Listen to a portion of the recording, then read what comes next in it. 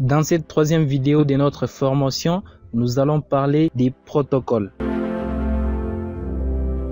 Alors, si vous vous souvenez de la première vidéo dans laquelle on a défini les réseaux informatiques, j'avais donné un exemple sur les réseaux avec les humains et je vous ai dit, pour que les humains puissent communiquer, ils doivent parler un même langage. Donc, si l'un d'entre eux parle le français, l'autre doit parler aussi français. Si l'autre parle anglais, l'autre aussi doit parler anglais pour qu'ils puissent s'entendre. Donc, s'ils parlent des langues différentes, et donc, il n'y aura pas de communication. Alors, les langages parlés doivent être communs et ces langages également dans un réseau informatique doivent être communs. Alors, ce langage est appelé protocole dans un réseau informatique. Alors, en réalité, c'est quoi un protocole dans un réseau informatique? Bien sûr qu'on a comparé cela à un langage que doivent parler les équipements, mais en réalité, on définit un protocole comme un ensemble de règles qui définissent comment se produit une communication dans un réseau.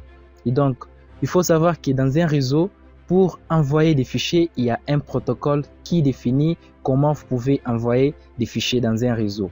Si vous voulez envoyer des mails à quelqu'un, il y a un protocole ou un ensemble de règles qui définissent comment vous pouvez envoyer des mails à quelqu'un. Si vous voulez regarder des vidéos, il y a vraiment un protocole qui est aussi chargé de ça. Alors, ce que vous devez savoir, c'est que dans un réseau informatique, tout est organisé et tout se base sur les règles et ces règles sont des protocoles. Ce qu'il faut retenir jusque-là, c'est qu'un protocole, c'est juste un ensemble de règles qui définissent comment se produit une communication dans un réseau. Alors, je vais vous donner quand même quelques exemples des protocoles.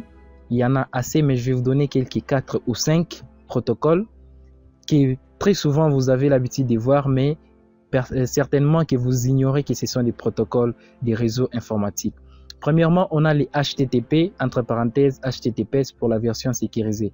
Donc HTTP, c'est juste pour Hypertext Transfer Protocol. C'est juste un protocole qui nous permet d'avoir accès à tout ce qu'il y a comme page sur Internet. Donc effectivement appelé les pages web.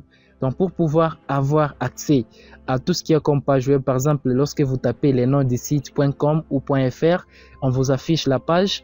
Et pour avoir accès à cette page, donc, il y a les protocoles HTTP ou HTTPS qui tournent là derrière. Et pour bien les voir, comme preuve, lorsque vous tapez HTTPS, regardez dans votre barre de navigation, vous allez voir qu'il y a HTTP ou HTTPS. Et c'est les protocoles qui nous permettent d'avoir accès à ces pages-là, à ces pages web que nous avons l'habitude de chercher chaque jour. On a aussi les protocoles FTP pour File Transfer Protocol. C'est un protocole qui définit comment vous pouvez envoyer des fichiers dans votre réseau. Donc, si vous voulez par exemple envoyer un fichier via WhatsApp, via je sais pas moi quoi encore, à votre collègue, ne pensez pas que cela s'est fait par hasard. C'est juste parce qu'il y a l'implémentation du protocole FTP là derrière qui fonctionne.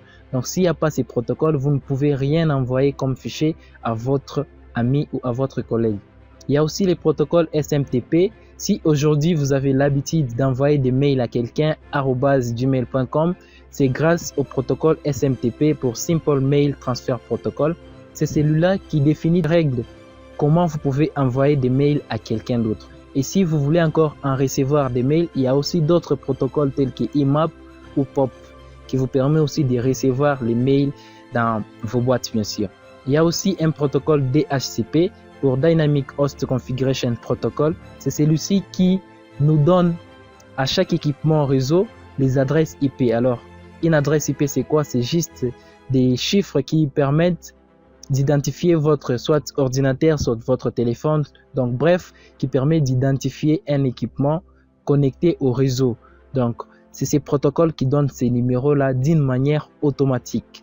Si vous n'avez pas ces numéros-là, vous n'aurez même pas accès au réseau parce que vous ne pouvez même pas communiquer. Vous ne pouvez pas même joindre quelqu'un, même pas vous connecter parce que vous n'avez pas ces numéros qui vous permettent de vous identifier sur les réseaux.